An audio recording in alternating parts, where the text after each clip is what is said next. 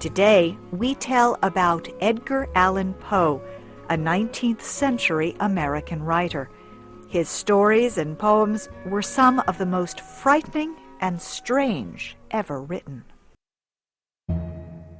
Americans celebrate Halloween on October 31st. It is mostly a holiday for children who like to be frightened. Yet many grown people observe Halloween too. Those who love the writings of Edgar Allan Poe think Halloween is the best time of the year to celebrate them. Poe is most famous for his stories and poems of strangeness, mystery, and terror. He wrote about people buried while still alive, about insanity and death, about dreams that become real, or reality that seems like a dream. Edgar Allan Poe died in the city of Baltimore, Maryland, in 1849. Now, in that city, an unusual party takes place every Halloween. In the dark of night, visitors go to the grounds of Westminster Presbyterian Church, where Poe is buried. Everything is quiet. Then a voice calls out, "It is Poe!" No, it's just an actor reading Poe's work. Reading stories was one of the most important forms of enjoyment in Edgar Allan Poe's time. Poe created many of these short stories. They appeared in different publications. Horror stories already were popular when Poe began writing. Critics say he wrote the perfect horror story. Poe also wrote detective stories. These were mysteries about crimes such as murder. An investigator, called a detective, solves the mysteries. The detective is able to find important hidden meanings in facts. The horror and detective stories Poe created remain popular in books and movies. Edgar Allan Poe's work is not easy to read. His language is difficult to understand today.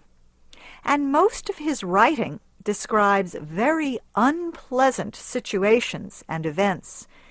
His story, The Pit and the Pendulum, for example, is about the mental torture of a prisoner.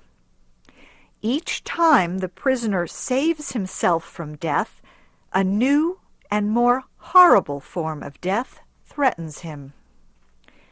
Another story is The Mask of the Red Death. In it, a terrible disease, the Red Death, has killed half the population of a country. The ruler of the country shuts his castle against the disease. He and his wealthy friends are inside. They pass the time by having parties. They believe the Red Death will not find them, but it does. Edgar Poe was born in 1809 in Boston, Massachusetts. His parents were actors. At that time, actors were not accepted by the best society. Edgar was a baby when his father left the family. He was 2 years old when his mother died. He was taken into the home of a wealthy businessman, John Allan. He then received his new name, Edgar Allan Poe. John Allan never officially made Edgar his son. In fact, he came to dislike him strongly. Edgar attended schools in England and in Richmond, Virginia. As a young man, he attended the University of Virginia in Charlottesville. He was a good student. He was a member of the Jefferson Literary Society. But he liked to drink alcohol and play card games for money. Edgar was not a good player. He lost money he did not have. John Allan refused to pay Edgar's gambling losses. He also refused to let Edgar continue at the university. So Edgar went to Boston and began working as a writer and editor for monthly magazines. He also served in the Army for 2 years. Edgar Allan Poe worked hard. He became a successful editor. He published 3 books of poetry. He also began writing stories. 5 of his stories were printed in a publication in Philadelphia, Pennsylvania, in 1832. Yet he was not well paid. His life was difficult. He was poor, and he was troubled by sicknesses of the body and mind. Poe suffered from depression. He feared he was insane. He drank alcohol to escape his fears. The alcohol had a very bad effect on him.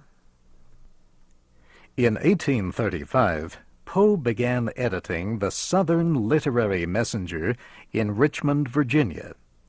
The following year, at the age of 27, he married Virginia Clem. She was the daughter of his father's sister. She was only 13 years old. Poe and his wife moved often as he found work at magazines and newspapers in Philadelphia and New York. For a time, it seemed that Poe would find some happiness, but his wife was sick for most of their marriage. She died in 1847. After his wife's death, Poe's problems with alcohol increased. He died 2 years later at the age of 40. He was found dead in Baltimore after days of heavy drinking. Through all his crises, Edgar Allan Poe produced many stories, poems, and works of criticism. Some of his stories won prizes, yet he did not become famous until 1845. That was when his poem, The Raven, was published. There is no question that Poe suffered from emotional problems. One critic said Poe's spirit was torn. He said Poe's stories were often about his own divided nature. Each person in his stories showed a different side of the writer. There is a question, however, about Poe's importance. Some critics said he was one of America's best writers. Others disagreed. One critic said Poe discovered a new artistic universe, a universe of dreams. It was a place where the line between reality and unreality is extremely thin. Even those who praised Poe agreed that there are many difficulties in his work. These difficulties place Poe's writing outside the main body of American literature. Most American writing is realistic. Poe's interests and way of writing were not realistic at all. Poe's work has been praised most in France. He had a great influence on many French writers. Poe's best-known poem is The Raven. Some people love it. They say it is like music. Others hate it. They say it sounds forced and unnatural, like bad music. The Raven is about a man whose great love, Lenore, has died. She is gone forever. But the man cannot accept that all happiness is gone. He sits alone among his books late at night. He hears a noise at the window. Here is the beginning of the poem. Once upon a midnight dreary, while I pondered, weak and weary, over many a quaint and curious volume of forgotten lore, while I nodded, nearly napping, suddenly there came a tapping as of someone gently rapping at my chamber door. "'Tis some visitor," I muttered, tapping at my chamber door. "Only this, and nothing more." The man looks out the window and sees only blackness. Deep into that darkness peering, long I stood there, wondering, fearing, doubting, dreaming dreams no mortal ever dared to dream before. But the silence was unbroken, and the stillness gave no token, and the only word there spoken was the whispered word, "Lenore."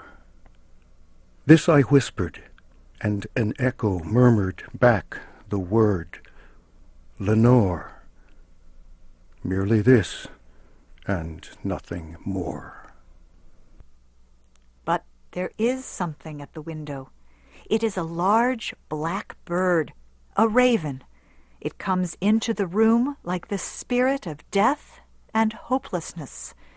It sits on a small statue above the door. The raven can speak just one word, "Nevermore," meaning never again. But the raven, sitting lonely on that placid bust, spoke only that one word, as if his soul in that one word he did outpour. Nothing further then he uttered, not a feather then he fluttered, till I scarcely more than muttered, "Other friends have flown before. On the morrow he will leave me, as my hopes have flown before." Then the bird said, "Nevermore." The man becomes frightened.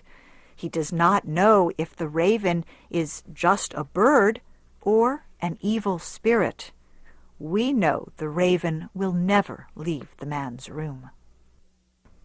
And the raven, never flitting, still is sitting on the pallid bust of Pallas, just above my chamber door, and his eyes have all the seeming of a demon that is dreaming, and the lamplight o'er him streaming throws his shadow on the floor, and my soul from out that shadow that flies floating on the floor shall be lifted nevermore.